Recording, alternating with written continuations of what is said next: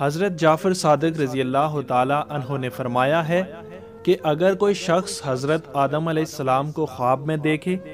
تو دلیل ہے کہ بزرگی اور ولایت پائے گا، اور اگر حضرت آدم علیہ السلام کو اپنے ساتھ باتیں کرتا دیکھے تو یہ علم آموزی یعنی سائنسی علم کی دلیل ہے، اور اگر خواب میں دیکھے کہ آدم علیہ السلام نے اطاعت نہیں کی ہے تو یہ اس شخص کی نافرمانی اور بدبختی کی دلیل ہے، اور اگر دیکھے کہ حضرت آدم علیہ السلام نے اس کا ہاتھ پکڑا ہے تو یہ بزرگی اور سلطنت کی دلیل ہے۔ اگر کوئی شخص حضرت حوا علیہ السلام کو خواب میں دیکھے تو دولت اور اقبال پانے کی دلیل ہے، عیش اور خوشی اور وافر نعمت اور دراز عمر پائے گا۔ اگر کوئی شخص حضرت نوح علیہ السلام کو خواب میں دیکھے تو عمر دراز پائے گا، لیکن دشمن سے رنج اور سختی دیکھے گا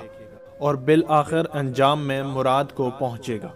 اور اگر کوئی شخص حضرت ادریس علیہ السلام کو خواب میں دیکھے تو دلیل ہے کہ اس کا کام نیک ہوگا اور عاقبت محمود ہوگی، اور اگر کوئی شخص حضرت ہود علیہ السلام کو خواب میں دیکھے تو دلیل ہے کہ دشمن اس پر افسوس کرے گا اور آخرکار فتح پائے گا، اور اگر کوئی شخص حضرت لوط علیہ السلام کو خواب میں دیکھے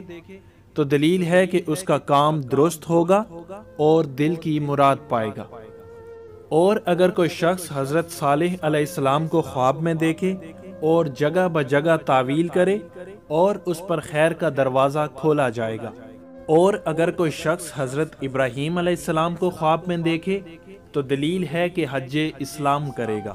اور بعض اہل تعبیر نے بیان کیا ہے کہ ظالم بادشاہ اس پر ظلم کرے گا اور وہ شخص اپنے ماں باپ کے ساتھ بدخوئی سے پیش آئے گا، اور اگر کوئی شخص حضرت اسماعیل علیہ السلام کو خواب میں دیکھے تو دلیل ہے کہ فتح اور غنیمت کی بشارت پائے گا، اور اللہ ہی بہتر کو خوب جانتا ہے۔